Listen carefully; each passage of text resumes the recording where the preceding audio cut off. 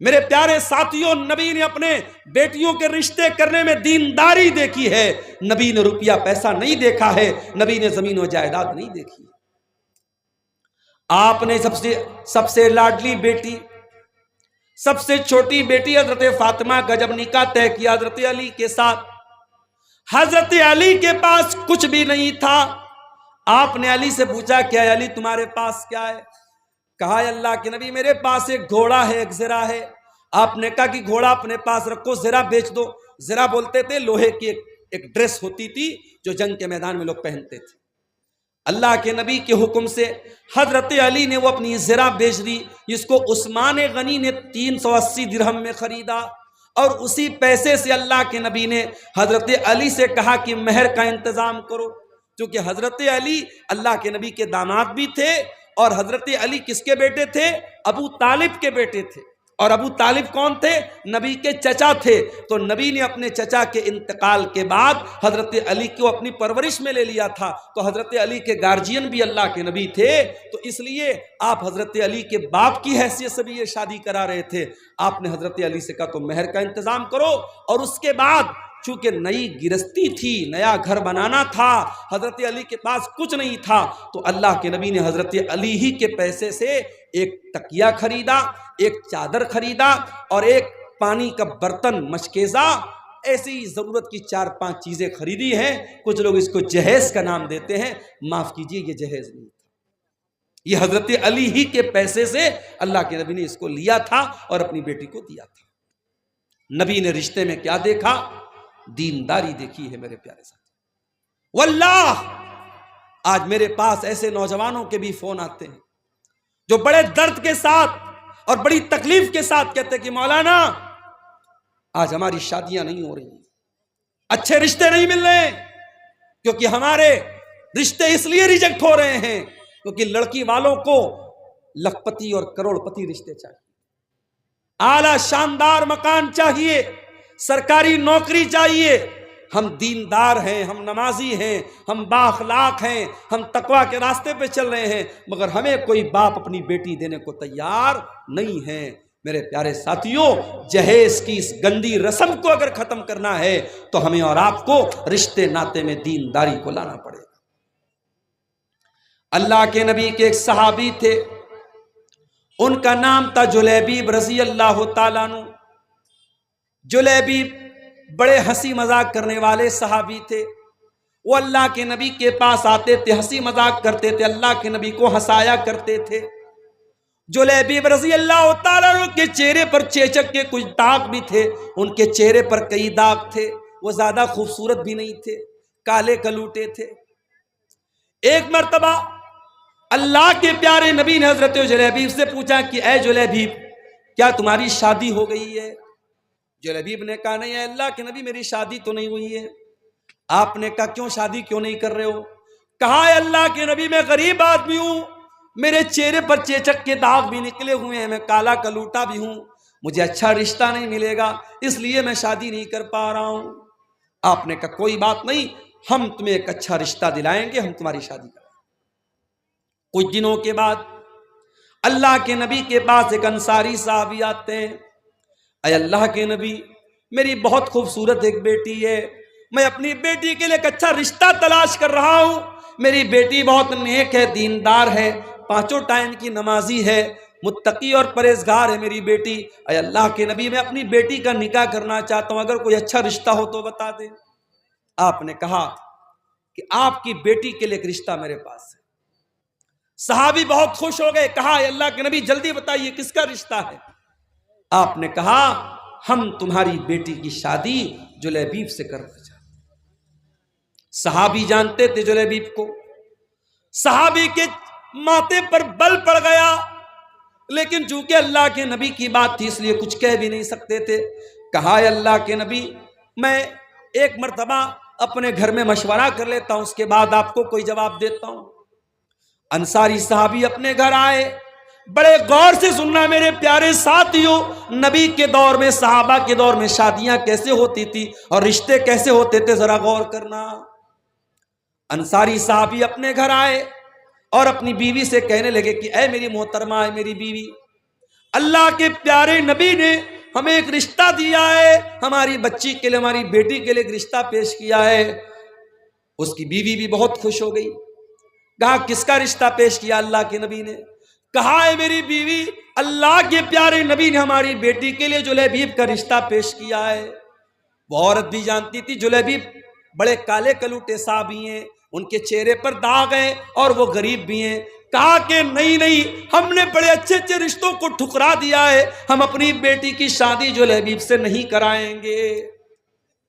فیصلہ کر لیا ماں نے اور باپ نے کہ نہیں، ہم یہ رشتہ قبول نہیں کریں گے، ہم لوگ اللہ کے نبی کو جواب دے دیں گے کہ اللہ کے نبی ہمیں یہ رشتہ منظور نہیں۔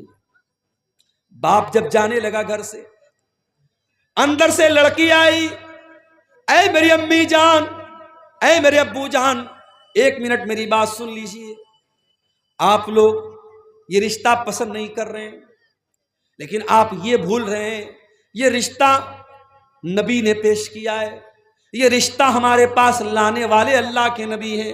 ہو سکتا ہے یہ نبی کا رشتہ ہے، نبی نے پیش کیا ہے، ہو سکتا ہے کہ اسی رشتے میں اللہ تعالیٰ نے میرے لیے برکت رکھی ہو۔ اے میرے ابو جان، آپ میری شادی اسی سے کرا دیجئے جس کے ساتھ اللہ کے نبی نے رشتہ پیش کیا ہے، میں تیار ہوں۔ اللہ اکبر۔ اس دور کی عورتیں بھی کیسی ہوتی تھی۔ آج تو کتنے نوجوانوں کا رشتہ جب فوٹو جاتا ہے لڑکی کے پاس اور لڑکی دیکھتی ہے داڑھی والا ہے، نہیں یہ نہیں چلے گا، میں اس ملا سے شادی نہیں کروں گی، میں اس داڑھی بابا سے شادی نہیں کروں گی۔ کتنی لڑکیاں ہیں جو ضد کر کے اپنے شوہر کی داڑھی کو چھوٹا کروا دیتی، کتنی عورتیں ہیں جن کے نخروں کی وجہ سے شوہر حرام کام کر لیتا ہے۔ میرے پیاری ماں اور بہنوں، نبی کے دور کی عورتیں کیسی تھیں؟ صحابی کی بیٹی کہہ رہی ہے کہ اے ابا جان، اگر نبی نے یہ رشتہ پیش کیا ہے میں شادی کرنے کو تیار ہوں۔ صحابی اللہ کے نبی کے پاس آتے ہیں اور پوری بات بتا دیتے ہیں، اے اللہ کے نبی، مجھے اور میری بیوی کو تو یہ رشتہ پسند نہیں آیا تھا اور ہم تو نہ کرنے والے تھے، مگر میری بیٹی نے کہا کہ اگر یہ رشتہ اللہ کے نبی نے پیش کیا ہے تو مجھے یہ رشتہ منظور ہے اور میری بیٹی شادی کرنے کو تیار ہے۔ اے اللہ کے نبی، میں تیار ہوں آپ شادی کے لیے، آپ شادی کی تیاری کیجئے۔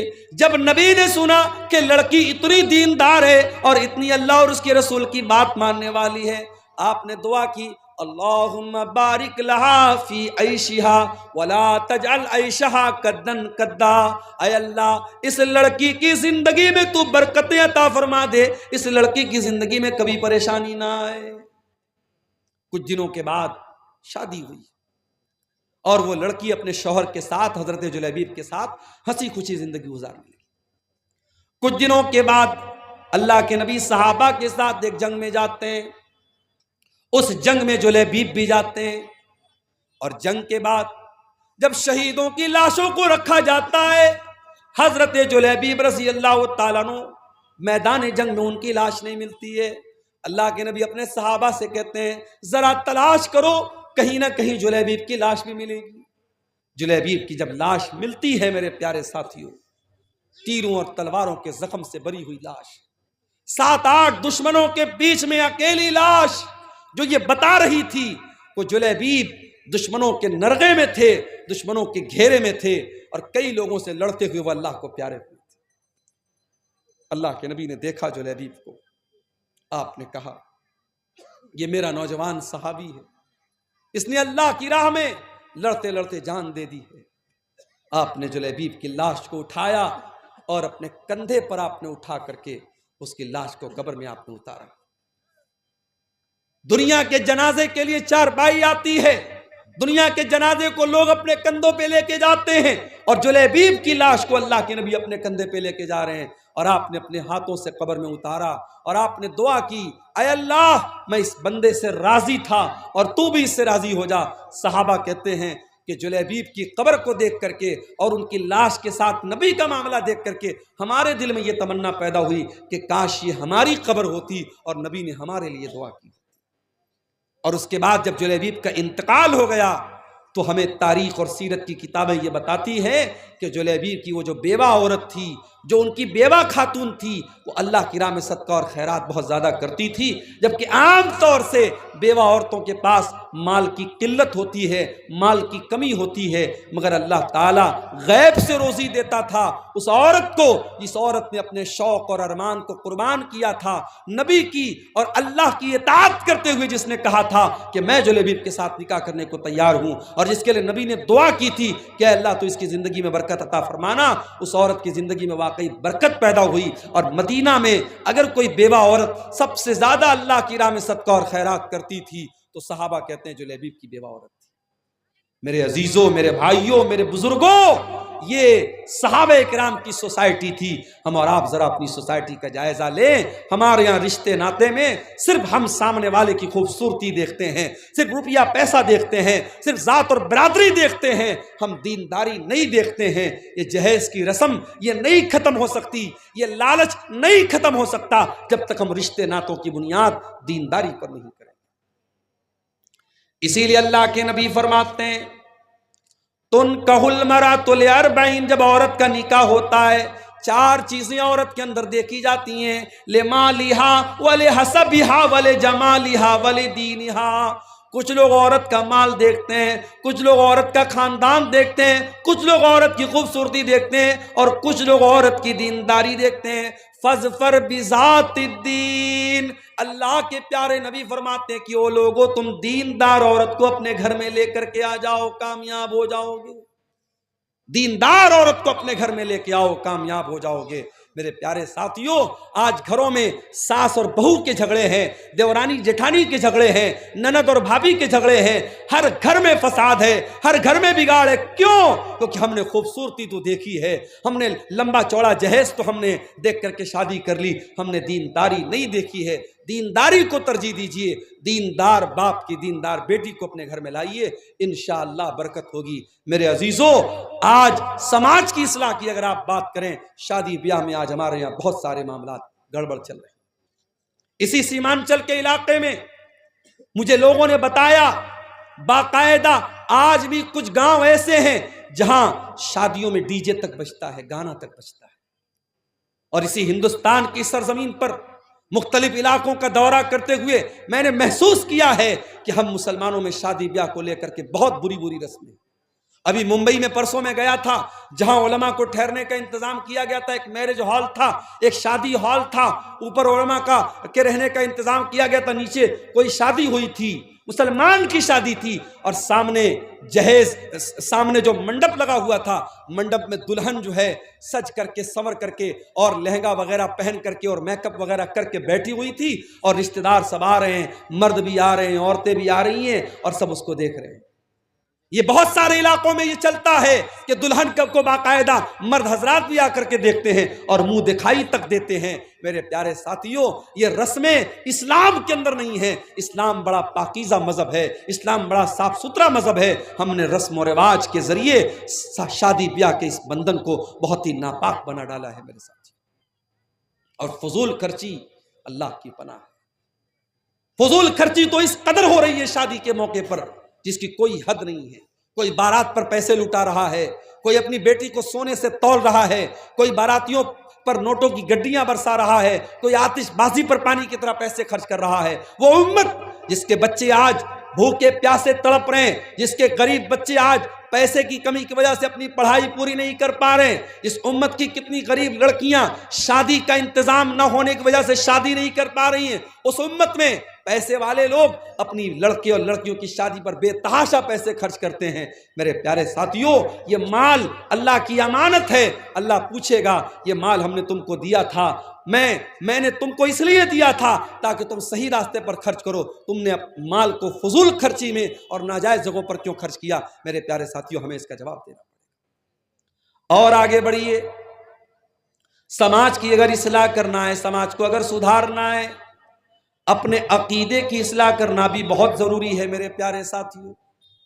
جس سماج کے اندر عقیدہ درست نہیں ہوگا، توحید درست نہیں ہوگی، جس سماج کے اندر قبروں پر سجدہ کیا جائے گا، جس سماج میں تعویذ اور گنڈا پہنا جائے گا، جس سماج میں بلی کے آگے سے گزرنے پر بائک کو اور گاڑی کو بریک لگا دیا جائے گا، جس سماج میں توحید کا کوئی نام و نشان نہ ہوگا، میرے پیارے ساتھی، وہ سماج کبھی نہیں سدھر سکتا ہے۔ ہم اور آپ مسلمان ہیں، اور مسلمان کا مطلب یہ ہوتا ہے وہ لا الہ الا اللہ اور محمد رسول اللہ کا کلمہ پڑھنے والا ہوتا ہے۔ ہمارے دین کی بنیاد توحید پر ہے۔ جب تک ہماری توحید صحیح نہیں ہوگی، ہمارا کوئی بھی عمل اللہ تعالیٰ کیا قبول نہیں ہوگا۔ توحید جب تک درست نہیں ہے، اللہ کیا کوئی نیکی ہماری قبول نہیں ہوگی۔ اللہ کے نبی کے آنے کے پہلے مکہ میں ایک آدمی رہتا تھا جس کا نام عبداللہ بن جدعان تھا۔ بہت نیک انسان تھا، غریبوں کو کھانا کھلایا کرتا تھا، حاجیوں کی خدمت کیا کرتا تھا، حاجیوں کو پانی پلایا کرتا تھا۔ عبداللہ بن جدعان مر گیا۔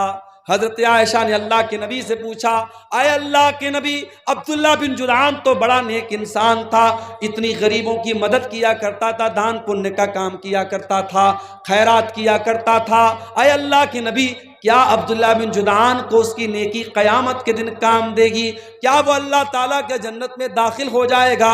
کیا وہ جہنم کے عذاب سے بچ جائے گا؟ اللہ کے نبی نے فرمایا کہ نہیں اے عائشہ، عبداللہ بن جدعان کی نیکی اس کے کوئی کام نہیں آئے گی۔ اے عائشہ، عبداللہ بن جدعان نے کبھی یہ نہیں کہا تھا رب اغفر لی خطیئتی یوم الدین، اے میرے پروردگار تو مجھے قیامت کے دن اپنے عذاب سے بچا لینا۔ نہ وہ قیامت کے دن کو مانتا تھا، نہ اللہ تعالیٰ کی توحید کو مانتا تھا۔ میرے پیارے ساتھیوں، جب تک توحید ہمارے اندر نہیں ہوگی، جب تک ایمان ہمارا ٹھیک نہیں ہوگا، تب تک اللہ تعالیٰ کی ہماری کوئی بھی نیکی قبول نہیں ہوگی۔ ابھی موبائل پر فیس بک ایسے ہی کھولا میں نے، ایک مولوی چلا چلا کے تقریر کر رہا کہ خانہ کعبہ غوث اعظم کے گھر کا طواف لگاتا ہے۔ غوث اعظم کس کو بولتے ہیں؟ حضرت شیخ عبد القادر جیلانی رحمۃ اللہ علیہ کو غوث اعظم بولتے ہیں۔ غوث مانے مددگار، اعظم مانے سب سے بڑا، غوث اعظم مانے سب سے بڑا مددگار۔ یعنی آج مسلمان اللہ کو نہیں، کسی ولی کو اور کسی نیک بندے کو کہہ رہا ہے کہ وہ غوث اعظم ہے، اور مسلمان کا یہ عقیدہ ہے کہ اللہ کا گھر خانہ کعبہ، جس کا ساری دنیا کے مسلمان جا کر کے طواف کرتے ہیں، خانہ کعبہ شیخ عبد القادر جیلانی کے گھر کا طواف کرتا ہے۔ میرے پیارے ساتھیوں، یہ عقیدہ مسلمان رکھ رہا ہے اور مسلمان کا مولوی بیان کر رہا ہے، اور یہی وہ عقیدہ تھا جس کے بارے میں مولانا الطاف حسین حالی نے کہا تھا کہ کرے غیر گربت کی پوجا تو کافر، کواکب میں مانے کرشمہ تو کافر، جو کہ آگ پر بیر سجدہ تو کافر، جو ٹھہرائے بیٹا خدا کا تو کافر، مگر مومنوں پر کشادہ ہیں راہیں، پرستش کریں شوق سے جس کی چاہیں، نبی کو جو چاہیں خدا کر دکھائیں، اماموں کا رتبہ نبی سے بڑھائیں، مزاروں پہ جا جا کے نظریں چڑھائیں، شہیدوں سے جا جا کے مانگے دعائیں، نہ توحید میں کچھ کمی اس سے آئے، نہ اسلام بگڑے نہ ایمان جائے۔ آج کہیں مسلمان محرم پر تعزیہ نکال رہا ہے، آج کہیں مسلمان 12 ربیع الاول کو ڈی جے بجا بجا کے جلوس نکال رہا ہے، کہیں پیڑ کے اوپر جا کر کے دھاگا باندھ کر کے اپنی بگڑی بنا رہا ہے، کہیں حاجی علی کی درگاہ پہ جا کے اپنا سر جھکا رہا ہے، کہیں اجمیر میں جا کے چادر چڑھا رہا ہے۔ او میرے پیارے بھائیوں، اپنے عقیدے کی، اپنی توحید کی حفاظت کرنا۔ اس پیشانی کو اللہ تعالیٰ نے صرف اپنے آگے جھکنے کے لیے بنایا ہے، اس پیشانی کو صرف اللہ کے در پہ جھکانا، مدد مانگنا تو اللہ سے مدد مانگنا، بگڑی بنانے والا سمجھنا تو اللہ کو سمجھنا۔ میرے پیارے ساتھیوں، آج کسی گاؤں دیہات میں چلے جاؤ، نیپال بارڈر پر چلے جاؤ، موبائل آپ کے پاس موجود ہے لیکن نیٹ ورک کام نہیں کرتا ہے۔ میں ابھی نیپال کے علاقے میں، بالکل بارڈر کے قریب کے علاقے میں گیا، جیو کا نیٹ ورک میرے موبائل پر نہیں آ رہا تھا۔ ساتھیوں نے بتایا کہ مولانا ایئرٹیل کا نیٹ ورک ہوگا تو شاید یہاں کام کرے گا، کہیں کہیں وہ بھی نیٹ ورک کام نہیں کرتا ہے۔ دنیا کے بعض علاقے ایسے ہیں وہاں آپ کے نیٹ ورک کام نہیں کریں گے، وہاں سارے نیٹ ورک جام ہو جائیں گے، وہاں حکومتوں نے جیمر لگا دیا ہے۔ میرے پیارے ساتھیوں، دنیا کے بہت سارے ایسے مقامات ہیں جہاں آپ کے موبائل کا نیٹ ورک کام نہیں کرے گا، مگر میرے اللہ کا نیٹ ورک تو ہر جگہ کام کرتا ہے۔ اللہ قرآن میں کہتا ہے امن یجیب المضطر اذا دعاہ ویکشف السوء، اے میرے بندو میرے آگے تم ہاتھ پھیلاؤ، مجھ سے مانگو، میرے سامنے اپنے ہاتھوں کو پھیلاؤ، میں ضرور تمہاری دعاؤں کو سنوں گا۔ اللہ کے سوا کون ہے جو مصیبت میں پھنسے ہوئے لوگوں کی مدد کرتا ہے؟ کون ہے جو ان کو مصیبتوں سے نکالتا ہے؟ حضرت یونس علیہ السلام کو دیکھو، وہ مچھلی کے پیٹ میں پہنچے جہاں دنیا کا کوئی نیٹ ورک نہیں پہنچ سکتا، مچھلی کے پیٹ میں پہنچے جہاں تین اندھیرے ہیں، سمندر کے پانی کا بھی اندھیرا ہے، مچھلی کے پیٹ کا بھی اندھیرا ہے اور رات کا بھی اندھیرا ہے۔ تین اندھیروں میں حضرت یونس نے اللہ کو پکارا، فنادا فی الظلمات اللہ الہ الا انت سبحانک انی کنت من الظالمین۔ حضرت یونس علیہ السلام نے مچھلی کے پیٹ میں اللہ کو پکارا، کہا اے اللہ تیرے سوا میرا کوئی معبود نہیں ہے، کوئی مشکل کشا نہیں ہے، اے اللہ اس مچھلی کے پیٹ میں اگر میری فریاد کو سن سکتا ہے تو تو سن سکتا ہے۔ فنادا فی الظلمات، انہوں نے تین اندھیروں میں پکارا، لا الہ الا انت، اے اللہ تیرے سوا میرا کوئی معبود نہیں ہے، سبحانک تو پاک ہے، انی کنت من الظالمین، اے اللہ میں ظالم ہوں۔ قرآن کہتا ہے فاستجبنا لہ ونجیناہ من الغم، ہم نے یونس کی دعا کو سن لیا اور ہم نے یونس کو غم سے نکال دیا۔ اور اے مومنو اگر تم بھی اللہ سے اسی اخلاص کے ساتھ، اسی توحید کے ساتھ دعا کرو گے، وَكَذَلِكَ نُنْجِي الْمُؤْمِنِينَ، ہم تمہاری دعا کو بھی سنیں گے۔ میرے پیارے ساتھیوں، اخلاص اپنے اندر پیدا کرو، توحید اپنے اندر پیدا کرو۔ آج مسلمان اس توحید سے دور ہے، آج بزرگوں کی قبروں پر مسلمان سر جھکا رہا ہے، آج مزاروں اور قبروں پر عورتیں جا کر کے اپنے ایمان اور اپنی عصمت کا سودا کر رہی ہیں۔ وہ میری پیاری ماں بہنوں، ہمیشہ اپنی توحید کی حفاظت کرنا، مر جانا، کٹ جانا، جل جانا، اپنی توحید سے کبھی کوئی سمجھوتا نہ کرنا، اللہ کے سوا کسی اور کے آگے کبھی ہاتھ نہ پھیلانا، اللہ کے سوا کسی اور کی بڑائی کبھی نہ بیان کرنا، اپنے ایمان اور توحید پر قائم رہنا، اس کے بغیر آپ سماج کی اصلاح نہیں کر سکتے۔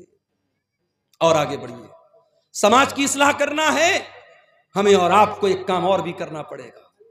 مسلمان نوجوان آج پیسہ کمانے کی اندھی دوڑ میں بھاگ رہا ہے، کوئی جوا کے ذریعے پیسہ کما رہا ہے، کوئی سٹے بازی کے ذریعے پیسہ کما رہا ہے، کوئی بیاج کے ذریعے پیسہ کما رہا ہے۔ اسی بہار کے بعض علاقوں میں مجھے لوگوں نے بتایا کہ جن مسلمانوں کے پاس ڈھیر سارا پیسہ ہے وہ اپنے ہی مسلمان بھائی کو بیاج پر قرضہ دے رہے ہیں۔ اے مسلمان، تجھے معلوم نہیں کہ تیری شریعت میں اس بیاج کو کتنا بڑا گناہ قرار دیا گیا ہے؟ اللہ کے نبی نے فرمایا کہ سود کے بیاج کے 70 سے زیادہ دروازے ہیں، جس میں سب سے ہلکا دروازہ یہ ہے، سب سے ہلکا درجہ یہ ہے این کی ہر رجل امہ، کہ انسان اپنی سگی ماں کے ساتھ زنا کرے۔ اپنی سگی ماں کے ساتھ زنا کرنا جتنا بڑا پاپ ہے، جتنا بڑا گناہ ہے، اس سے بھی بڑا گناہ بیاج کی رقم کھانا ہے۔ اسلام میں بیاج کے لیے کوئی جگہ نہیں ہے، اور آج مسلمان بیاج کھا رہا ہے۔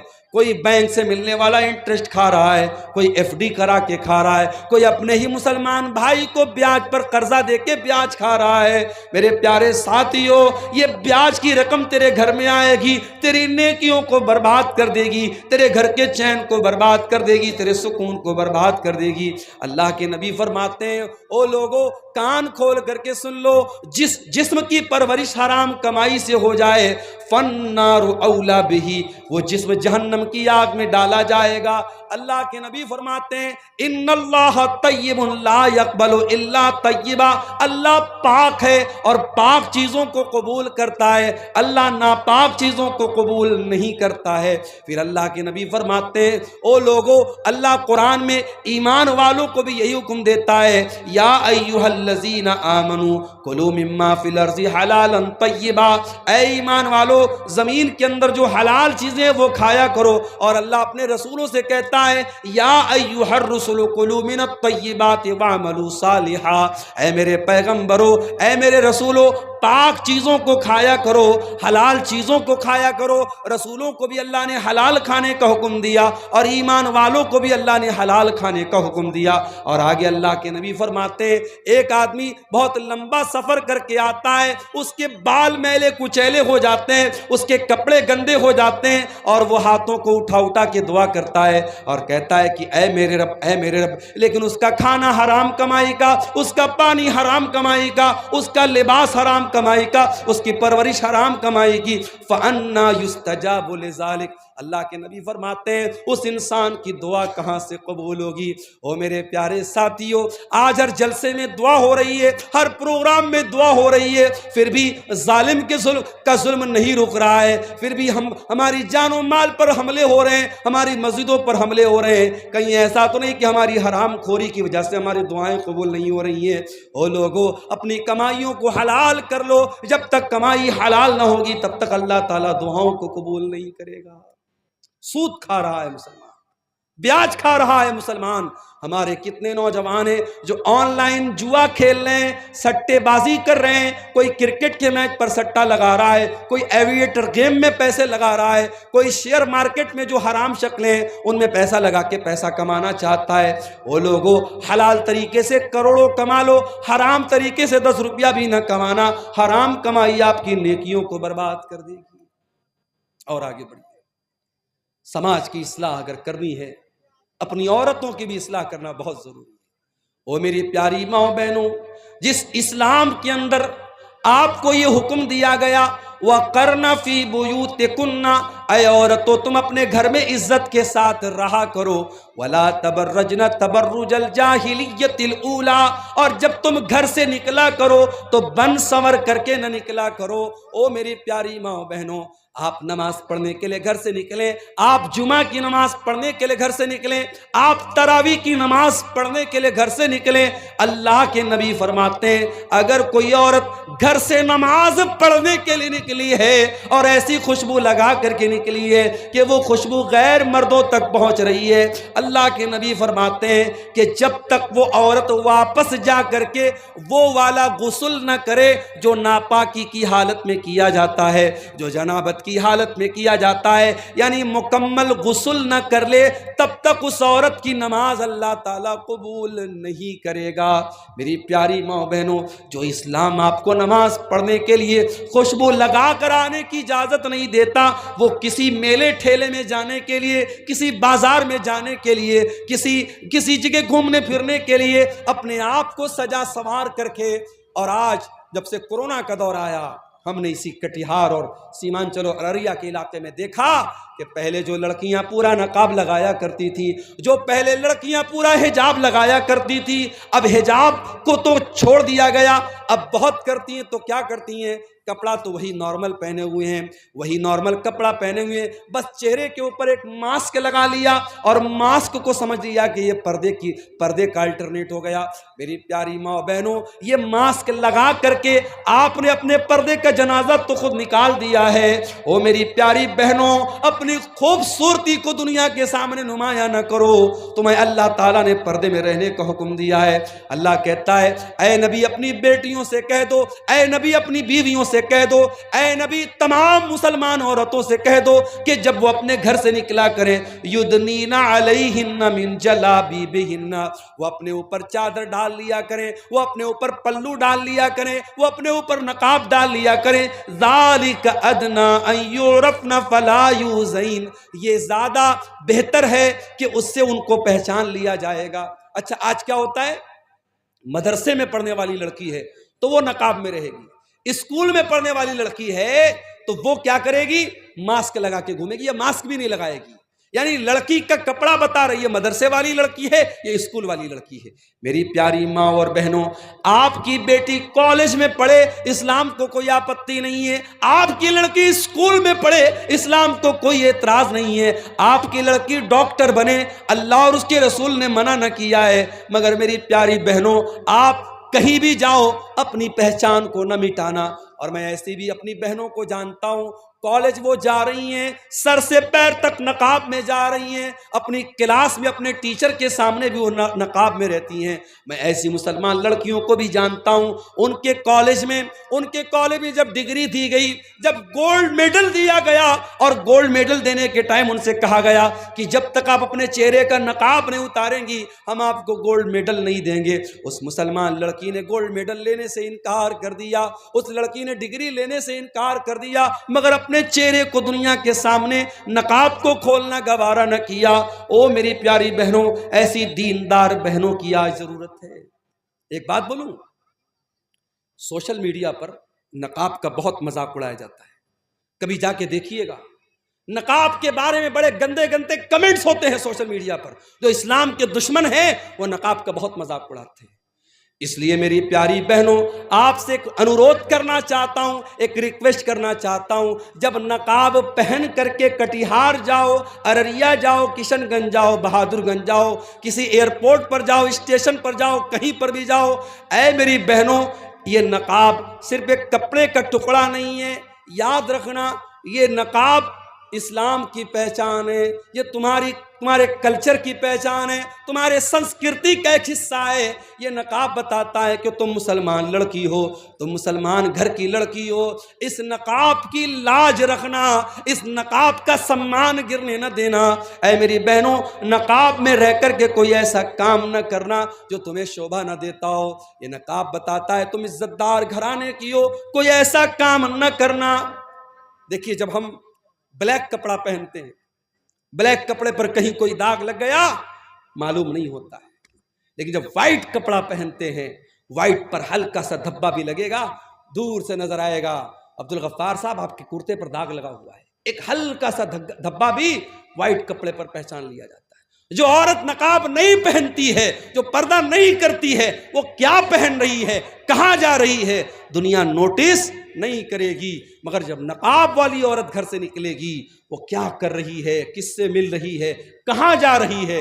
میرے پیارے ساتھیوں, آج بڑے بڑے شہروں میں, دلی اور ممبئی میں باقاعدہ ایسے پارک ہیں, ایسی جگہ ہیں جہاں لڑکے لڑکیاں آپس میں مل کر کے گلچھرے اڑاتے ہیں. اور مجھے بتانے والوں نے بتایا کہ ان جگہوں پر کتنی برقع والی لڑکیاں ہیں جو اپنے بوائے فرینڈ سے جا کر کے ملتی ہیں, اپنے عاشقوں سے جا کر کے ملتی ہیں, اور نقاب میں ہیں, پردے میں ہیں, اور ان کا جو عاشق ہے اس کے ہاتھ کا کلاوہ بتا رہا ہے, اس کے ہاتھ کی انگوٹھی بتا رہی ہے وہ لڑکا مسلمان نہیں ہے, وہ لڑکا غیر مسلم ہے, وہ لڑکا مشرک ہے, وہ لڑکا کافر ہے. اور یہ مسلمان برقع پہن کر کے اس غیر مسلم لڑکے کے ساتھ جا کر کے زنا کر رہی ہے, اس کے ساتھ بدکاری کر رہی ہے. میرے پیارے بھائیوں, میں کہتا ہوں ان لڑکیوں کے ماں باپ کہاں مر گئے, ان کے گارجین کہاں مر گئے, یا تو وہ اتنے اندھے ہو چکے ہیں ان کو خبر بھی نہیں کہ ہمارے گھر کی بیٹی کہاں جا رہی ہے, یا وہ اتنے بھولے بھالے بن چکے ہیں کہ اپنی بیٹی کو انہوں نے کھلی چھوٹ دے رکھی ہے. میرے پیارے ساتھیوں, آپ کی بھی ذمہ داری ہے, اگر آپ بیٹی کے باپ ہیں, آپ بیٹی کے گارجین ہیں, یہ بہت بڑی ذمہ داری آپ کے کندھے پر ہے. اللہ قیامت کے دن پوچھے گا, اس قدر برائی کا دور تھا, لڑکے لڑکیاں اتنا زنا کر رہے تھے, اور تیرے گھر میں جوان بیٹیاں تھی, تو نے اپنے بیٹیوں کی دیکھ ریکھ کیوں نہ کی, تو نے اپنی بیٹیوں کی صحیح تربیت کیوں نہ کی. او میرے پیارے بھائیوں, بچپن سے اپنی بچیوں کو اتنی اچھی تربیت دو, اتنا نیک بناؤ, اتنا دیندار بناؤ کہ کل جب تمہاری بیٹیاں جوان ہو جائیں اور غلط کوئی کام کرنے کے لیے ان کو اکسائیں, تو ان کے دل میں یہ خیال آئے کہ نہیں نہیں, میرے باپ نے جو تربیت کی ہے وہ تربیت مجھے غلط قدم اٹھانے نہیں دے گی. اور یاد رکھیے, جب بھی کوئی لڑکی بگڑتی ہے, جب بھی کوئی لڑکی غلط راستے پر جاتی ہے, تجربے کی بات آپ کو بتا رہا ہوں, ایکسپیرینس کی اور انوبھو کی بات آپ کو بتا رہا ہوں, لڑکیوں کے بگڑنے میں 3 لوگوں کا بہت بڑا ہاتھ ہوتا ہے. لڑکی اگر بگڑ رہی ہے, غلط راستے پہ جا رہی ہے, 3 لوگوں کا بہت بڑا ہاتھ ہے. کون 3 لوگ؟ جب حضرت مریم کو بچہ ہوا, عیسیٰ علیہ السلام پیدا ہوئے, اور مریم اپنے بچے کو لے کر کے قوم کے پاس پہنچی ہے, تو قوم کے لوگوں نے کیا کہا تھا, یا اخت ہارون ما کان ابوک امرأ سوء وما کانت امک بغیا. اے ہارون کی بہن, مریم کے کوئی بھائی تھے جن کا نام ہارون تھا, وہ بھی بہت نیک انسان تھے. اے ہارون کی بہن, نہ تو تیرا باپ برا انسان تھا نہ تیری ماں بدچلن تھی، اے مریم تو یہ پاپ کہاں سے لے کے آ گئی؟ علماء نے لکھا ہے پتہ یہ چلا کہ اگر لڑکی کا بھائی اچھا ہو، لڑکی کی ماں اچھی ہو اور لڑکی کا باپ اچھا ہو تو لڑکی کے بگڑنے کے چانسز بہت کم ہوتے ہیں۔ اگر لڑکیاں بہک رہی ہیں اس کا مطلب یہ ہوا کہ بھائی گڑبڑ ہے یا ماں گڑبڑ ہے یا باپ گڑبڑ ہے۔ یہ تین رشتے بہت اہمیت رکھتے ہیں۔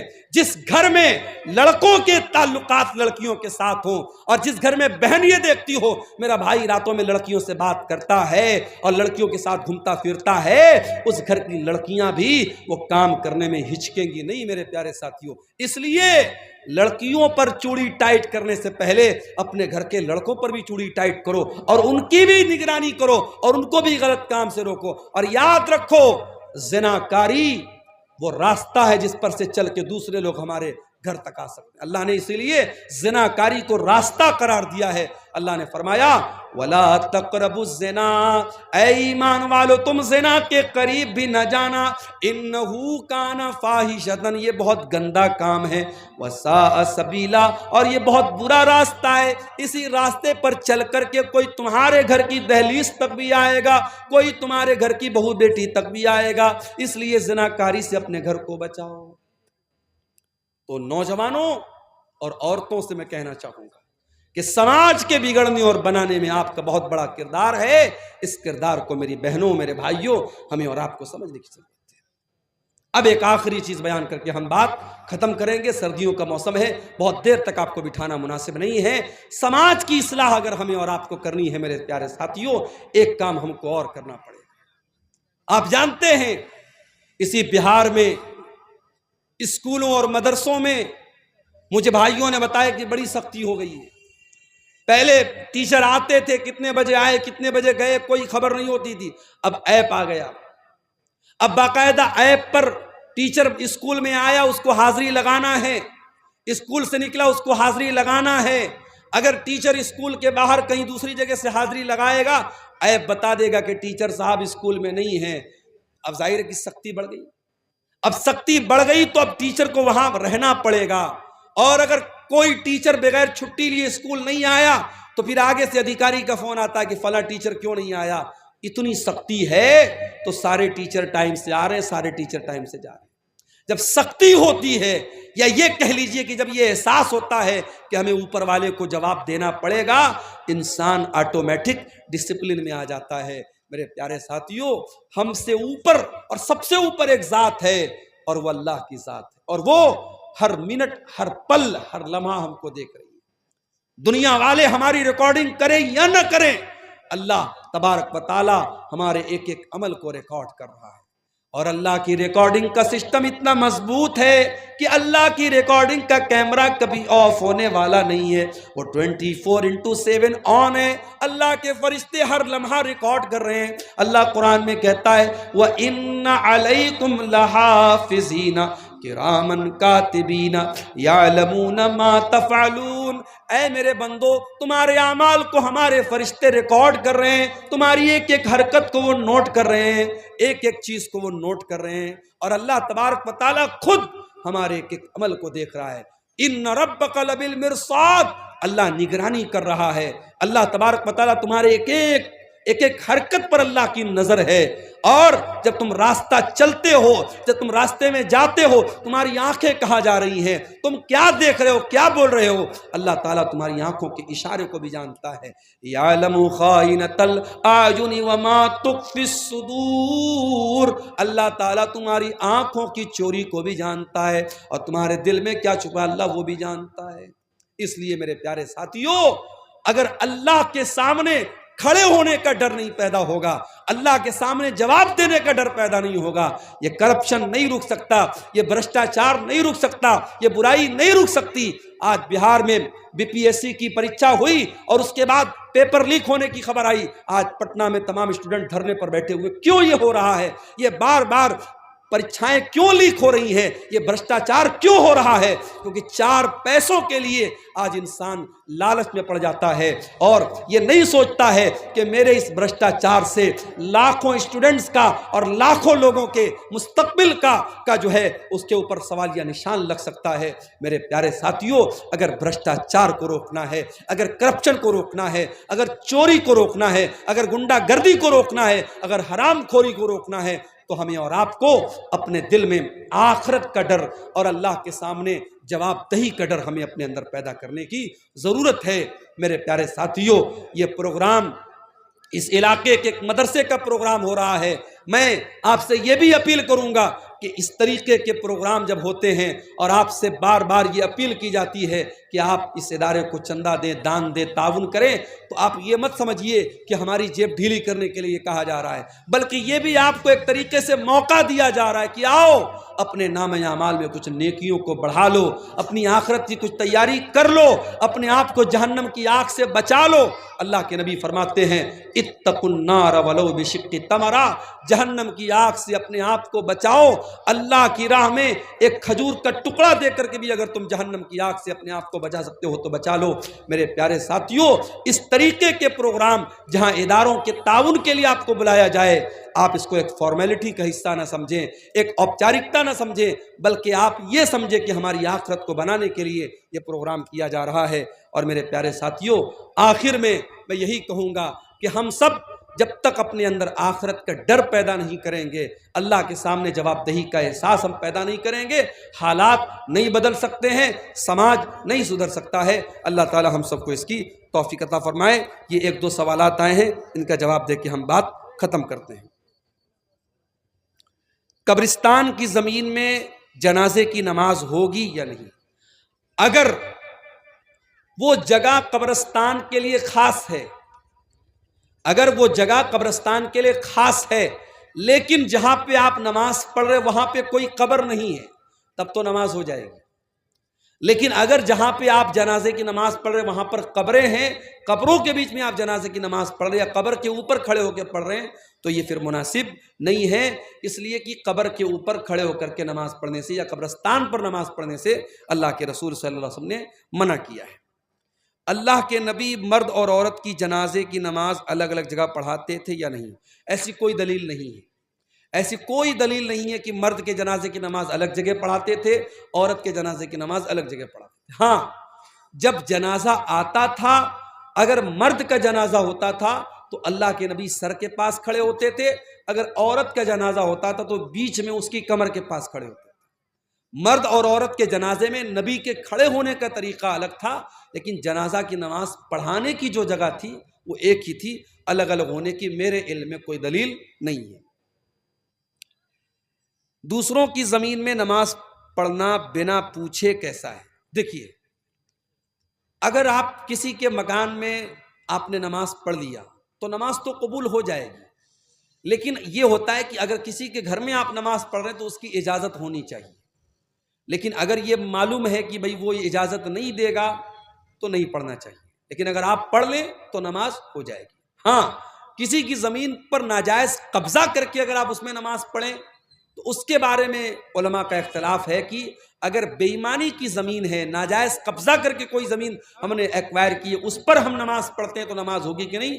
तो बहुत सारे उलमा का कहना है कि नमाज तो हो जाएगी मगर गुनाह हो, इंसान गुनहगार होगा क्योंकि वो ज़मीन नाजायज़ है। और बहुत सारे उलमा का कहना है कि नमाज नहीं होगी। तो वो एक इख्तलाफी मसला है, लेकिन बहरहाल किसी दूसरे की ज़मीन पर आप बगैर पूछे भी नमाज पढ़ सकते हैं, लेकिन पूछ के पढ़ा जाए तो ज़्यादा बेहतर है। किस्तों पर कुछ भी खरीदना कैसा है? बहुत अहम सवाल है। आज के ज़माने में किस्तों पर बहुत सारी चीज़ें खरीदी जा रही हैं। एक सामान 10,000 रुपये का है, मान लीजिए कि मोबाइल 10,000 रुपये का है, आपने किस्त पर ख़रीदा, मोबाइल वाले ने कहा कि हम ये 12,000 का आपको देंगे। अब 2,000 रुपया वो ज़्यादा ले रहा है और वो साफ बता रहा है कि आप कैश लेंगे तो हम 10,000 का देंगे और किस्तों में लेंगे, उधार लेंगे तो 12,000 का देंगे। तो ये जायज़ है, इसमें कोई हरज की बात नहीं है। लेकिन आज हमारे यहाँ जितने भी किस्तों पर सामान लिया और दिया जाता है, ये बैंक के थ्रू लिया जाता है। दुकानदार आपको नहीं देता है, वो बजाज फाइनेंस के जरिए, HDFC के जरिए या किसी बैंक के जरिए लोन पास करता है और वो बैंक से पूरा पैसा ले लेता है, बैंक आपको कर्जा दे रहा है। और जब बैंक आपको कर्जा दे रहा है तो बैंक से आपने सामान नहीं खरीदा है, बैंक से आपने कर्जा लिया है। और कर्जे में आप जब बैंक को प्रॉफिट दे रहे हैं तो बात याद रखिए कि कर्जे पर प्रॉफिट लेना भी हराम है और प्रॉफिट देना भी हराम। इसको बहुत साफ तरीके से समझ लीजिए। सामान में उधार की और नगद की कीमत अलग हो सकती है, लेकिन आप किसी से कर्जा लेंगे तो उसमें अगर कम ज्यादा रहेगा तो वो गुनाह का काम है। और आज जितनी भी फाइनेंस की स्कीम है सब बैंक के थ्रू होती है और वो दुकानदार बैंक से पूरा पैसा लेता है और बैंक आपको उधार दे रहा है। तो इसलिए ये शक्ल सही नहीं है, ये जायज नहीं है। दूसरी बात ये कि बास इंटरेस्ट कहते हैं 0% इंटरेस्ट, कहते हैं साहब जितने का सामान उतना ही पैसा आपको देना है, एक्स्ट्रा नहीं देना है, मगर उसमें कुछ ढके छुपे कुछ खर्चे रहते हैं। जैसे प्रोसेसिंग चार्ज रहता है, 10,000 का मोबाइल लेंगे 1,000 रुपया प्रोसेसिंग चार्ज लगेगा। उसके बाद अगर आपने महीने की पहली तारीख को EMI पे नहीं की, एक दिन गुजर गया फौरन 100 रुपया पेनाल्टी लग जाएगी, 10 दिन गुजर गया 1,000 रुपया पेनाल्टी लग जाएगी। तो ये जो पेनाल्टी लग रही है ये भी सूद की एक शक्ल है, जायज नहीं है। इसलिए हमारे यहाँ जो फाइनेंस का जो सिस्टम है ये बहुत ही खतरनाक है शरीयत के एतबार से, और इसमें सूद की शक्ल मौजूद है। हमें और आपको इसको अवॉइड ही करना चाहिए, इससे परहेज ही करना चाहिए। ये बिल्कुल भी मुनासिब नहीं है, क्योंकि सूद का लेना भी हराम है और सूद का देना भी हराम है। औरत को नौकरी करना चाहिए या नहीं, सरकारी हो या गैर सरकारी? औरत नौकरी कर सकती है, शर्त यह है कि वो पर्दे में रह के नौकरी करे और उसकी नौकरी में गैर मर्दों के साथ इंटरेक्शन उसका ना हो। अगर उसको गैर मर्दों के सामने जाके खड़े होना पड़ रहा है, उनके साथ तन्हाई इख्तियार करना पड़ रहा है, गैर मर्दों के साथ अकेले में मिलना पड़ रहा है, तो फिर ऐसी नौकरी औरत को नहीं करना चाहिए। इसलिए कि जब कोई औरत किसी गैर मर्द के साथ तन्हाई में मिलेगी तो अल्लाह के नबी फरमाते तीसरा वहाँ शैतान होगा और वो शैतान अपना काम करेगा। आज बहुत सारे ऑफिसेज में औरतें काम करती हैं सेक्रेटरी के तौर पे और बॉस की नौकरी करती हैं, और उसके बाद बहुत सारे उनके साथ मामलात पेश आते हैं। तो शरीयत में अगर पर्दे के साथ और इज्जत और शराफत के साथ अगर कोई नौकरी औरत को मिल रही है तो वो कर सकती है। लेकिन ये भी याद रखिए कि नौकरी करना ये औरत का काम नहीं है, औरत की ड्यूटी नहीं है। कमा करके लाना मर्द की ड्यूटी है। अगर मर्द की कमाई से घर चल रहा है, सुकून की रोजी आ रही है, तो उसी पर इक्तफा किया जाए, बिला वजह औरत से नौकरी न करा जाए। लेकिन अगर इज्जत के साथ और पर्दे के साथ औरत नौकरी करना चाहे तो कर सकती है, कोई हरज की बात नहीं है। ठेके पर जमीन लेना और सालाना कुछ क्या लिखा है कटौती करना, क्या मतलब है? ठेके पर जमीन लेने का क्या मतलब है?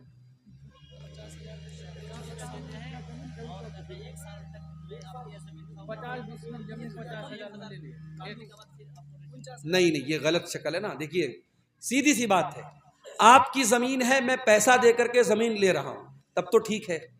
अब मैंने आपको पैसा दिया और आपने मुझे जमीन दिया, अब 1 साल तक मैं आपकी जमीन से फायदा उठाऊं और आप मेरे पैसे से फायदा उठाएं, तो ये शक्ल भी सूद की शक्ल है। इसका मतलब ये हुआ कि आपने मुझको जो जमीन दी और मैंने आपको 1 लाख रुपया दिया, तो 1 लाख मैंने उधार दिया आपको, और उधार का बेनिफिट क्या उठाया जा रहा है कि जमीन ली जा रही है। तो उधार पैसे पर किसी भी तरीके का बेनिफिट लेना सही नहीं है।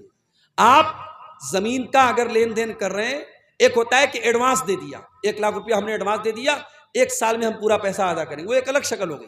लेकिन अगर किसी को जमीन हमने पैसा उससे जमीन ले ली और 1 साल तक हमने फायदा उठाया और उसके बाद पैसा वापस कर दिया, जमीन वाले ने जमीन वापस कर ली, तो फिर ये शक्ल सही नहीं है। बाकी मजीद उसकी जो शक्लें हैं वो आप अपने इलाकाई उलमा से समझ लें तो ज़्यादा बेहतर है। पति पत्नी आपस में मुलाकात के दौरान किसी प्रकार के, जो बहुत मशहूर चीज़ है हमारे यहाँ, मैं नाम नहीं पढ़ रहा हूँ उसका, सवालात का, क्योंकि बच्चे वगैरह भी बैठे हैं, मियाँ बीवी की मुलाकात के पहले हमल को रोकने के लिए जो तरीक़े इस्तेमाल होते हैं, 2-3 शक्लें हमारे यहाँ ज़्यादा राइज हैं। जैसे वो ख़वातीन गोली वगैरह लेती हैं या मर्द हजरात कुछ चीज़ों को इस्तेमाल करते हैं। तो सवाल पूछा गया कि उसको इस्तेमाल करना कैसा है। تو دیکھیے اب ظاہر ہے کہ اللہ کے رسول کے دور میں یا صحابہ کے دور میں تو یہ چیزیں نہیں تھیں، لیکن اس دور میں بھی پریگنینسی نہ ہو، حمل نہ ہو، اس کے لیے کچھ طریقے اپنائے جاتے تھے۔ ایک طریقہ تھا عزل کا طریقہ۔ تو عزل کا جو طریقہ تھا اس میں یہ تھا کہ مرد جو ہوتا تھا وہ یعنی یہ نوبت ہی نہ پیدا ہو کہ پریگننسی کا کوئی معاملہ پیش آئے، وہ ایسا طریقہ اپناتا تھا۔ تو اللہ کے نبی صلی اللہ علیہ وسلم نے اس کو حرام قرار، آپ نے کہا بچو تو بہتر ہے، لیکن آپ نے حرام قرار نہیں دیا۔ تو اسی لیے علماء کا یہ کہنا ہے کہ اگر اس طریقے کی احتیاطی تدابیر اگر استعمال کی جائیں، اور وہ بھی اس وجہ سے کہ بھی بچہ چھوٹا ہے، اگلا بچہ اگر پیدا ہوگا تو اس بچے کے دودھ وغیرہ پینے پر یا اس کی پرورش پر مسئلہ آئے گا، تو اس سوچ کے ساتھ اگر وہ ان چیزوں کو استعمال کرتا ہے تو اس کی گنجائش بنتی ہے۔ لیکن ہاں صرف اس ڈر سے کہ پیدا ہو جائے گا تو ہم کہاں سے کھلائیں گے، یا کوئی ایسا طریقہ اپنانا کہ پرماننٹ حمل نہ ہو، یا نسبندی کرا لینا، یا اس طریقے کا کوئی آپریشن کرا لینا کہ آئندہ اولاد نہ ہو بنا کسی مجبوری کے، تو یہ ٹھیک نہیں ہے، یہ مناسب نہیں ہے۔ یا اسی طریقے سے اگر حمل ٹھہر گیا، حمل کے ٹھہرنے کے بعد کوئی دوا کھلا کر کے حمل کو ضائع کرنا، یہ ساری شکلیں حرام ہیں، ان سب سے ہمیں پرہیز کرنا چاہیے اور بچنا چاہیے۔ جب علماء جہیز لیتے ہیں تو عام آدمی کو کیوں منع کرتے ہیں؟ بہت اچھا سوال ہے۔ علماء اگر جہیز لیتے ہیں تو کیا وہ عام آدمی کو منع نہیں کر سکتے؟ اگر عالم کا کام تقریر کرنا ہے، بیان کرنا ہے، اور جب وہ شادی کا مسئلہ بیان کرے گا تو کیا اس وجہ سے کہ اس نے کبھی جہیز لیا تھا کیا وہ اس کو جائز قرار دے دے؟ نہیں۔ دیکھیے جو چیز غلط ہے عالم کے کرنے سے وہ صحیح نہیں ہو جائے گی، اور آپ اللہ تعالیٰ کیا یہ جواب نہیں دے سکتے کہ وہ ہمارے محلے کے تو مولانا صاحب کرتے تھے۔ مولانا صاحب کے کوئی کام کرنے سے وہ کام صحیح نہیں ہو جائے گا۔ صحیح اور غلط کا معیار قرآن اور حدیث ہے، صحیح اور غلط کا معیار دلیل ہے۔ اگر دلیل کی روشنی میں جہیز لینا غلط ہے، جہیز کا لین دین غلط ہے تو غلط ہے۔ اگر عالم نے لیا ہے، عالم اللہ تعالیٰ کیا اس کا حساب دے گا۔ اب سوال یہ کہ عالم کیوں منع کرتے ہیں؟ تو آپ کیا چاہتے ہیں کہ ایک تو اس نے لیا ہے، ایک غلط کام کیا، آپ منع بھی نہ کرے، دوسرا غلط کام کرے؟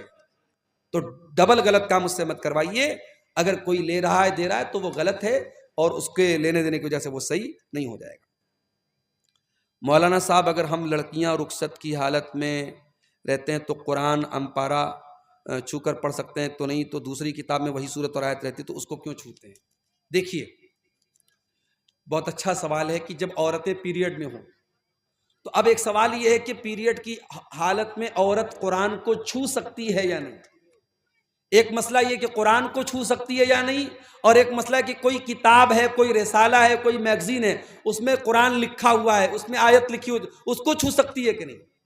تو دیکھیے جو حکم قرآن کا ہے وہی حکم اس میگزین اور رسالے کا نہیں ہو سکتا ہے۔ اس لیے کہ آپ دیکھیے کہ اللہ کے نبی صلی اللہ علیہ وسلم نے بادشاہوں کو لیٹر لکھا، اور اس میں بسم اللہ الرحمن الرحیم بھی لکھا، قرآن کی آیت بھی لکھی، اور بادشاہ لوگ ظاہر کافر تھے، ان کے ہاتھ میں وہ لیٹر گیا، اس کا مطلب کہ ایک ضرورت کے تحت وہ لیٹر ان کو دیا گیا۔ تو عورت اگر قرآن کو چھو رہی ہے اور کسی کتاب کو چھو رہی ہے، دونوں برابر نہیں ہے، ایک بات۔ دوسری بات یہ کہ پیریڈ کی حالت میں عورت اگر دستانے کے ذریعے یا دوپٹے کے ذریعے قرآن کو چھوئے تو بہتر ہے، ڈائریکٹ نہ چھوئے۔ لیکن اگر موبائل وغیرہ میں قرآن پڑھنا چاہے تو پڑھ سکتی ہے، یا بغیر چھوئے پڑھنا چاہے تو پڑھ سکتی ہے۔ کوئی عورت قرآن کی حافظہ ہے، اگر پیریڈ میں وہ قرآن پڑھ رہی، کوئی حرج کی بات نہیں، پڑھنا منع نہیں ہے۔ چھونے کے بارے میں بعض حدیثیں ایسی ہیں کہ چھونا صحیح نہیں ہے، تو چھونے کے لیے وہ دوپٹہ یا دستانہ وغیرہ استعمال کرے، اور تو رسالہ اور جو میگزین وغیرہ ہے اس کو پڑھ سکتی ہے، اس میں کوئی حرج کی بات نہیں، اس کا حکم وہ نہیں ہے جو قرآن کا حکم ہے۔ مولانا صاحب کیا ہم لوگ گوبر سے گھر پوچھ سکتے ہیں؟ دیکھیے گوبر ایک گندگی کی چیز ہے، گوبر ایک گندگی کی چیز ہے، اور اسی لیے حدیث میں گوبر سے استنجا کرنے سے منع کیا گیا ہے۔ گوبر کے بارے میں کچھ حدیثوں میں یہ بھی آیا ہے کہ وہ جنات کی خوراک ہے، تو اس لیے اس کو گھر وغیرہ میں اس کو پوچھنے وغیرہ میں استعمال کرنا مناسب تو نہیں معلوم ہوتا ہے، لیکن ہم اس کو حرام اور ناجائز تو نہیں کہہ سکتے۔ اس کے بارے میں بھی آپ اپنے علاقائی علماء سے جو ان حالات کو زیادہ بہتر سمجھتے ہیں ان سے آپ رابطہ کریں تو زیادہ بہتر ہے۔ واللہ اعلم بالصواب۔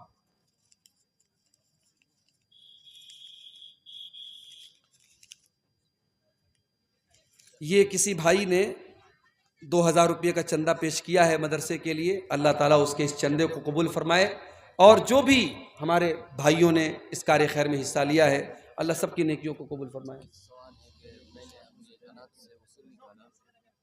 اناج کی جی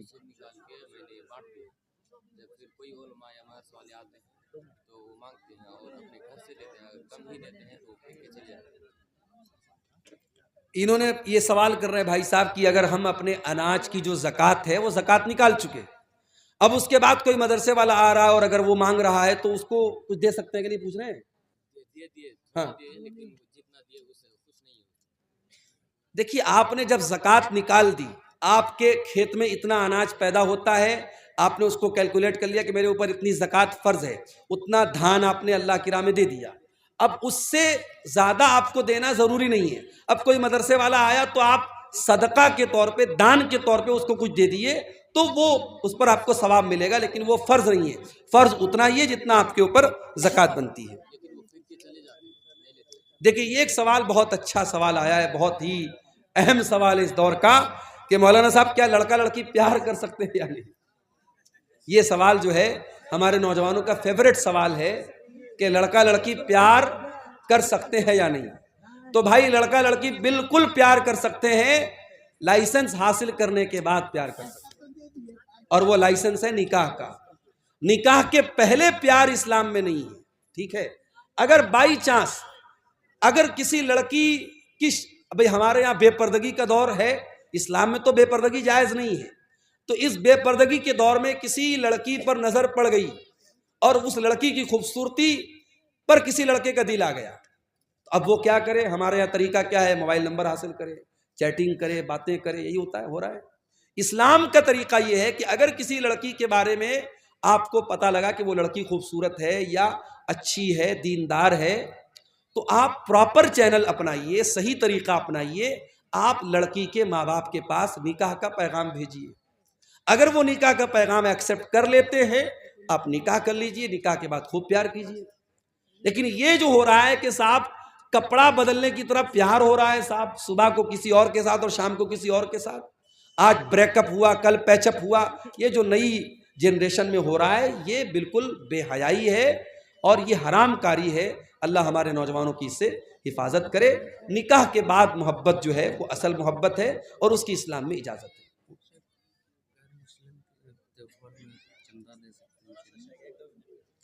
غیر مسلم کے تہوار میں چندہ دے سکتے ہیں یا نہیں؟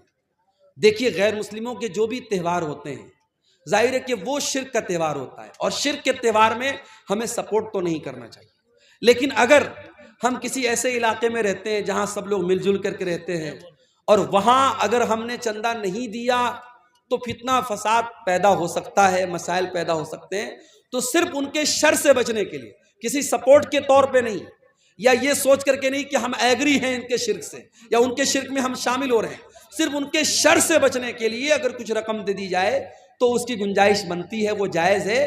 لیکن بعض مسلمان کیا کرتے ہیں؟ باقاعدہ شامل ہوتے ہیں اور ان کے پورے تہوار میں ہر طریقے سے سپورٹ کرتے ہیں، تو وہ مناسب بات نہیں ہے۔ انسانیت اپنی جگہ ہے اور توحید اپنی جگہ ہے، ایمان اپنی جگہ ہے، ہمیں کسی بھی شرک کے کام میں سپورٹ نہیں کرنا چاہیے۔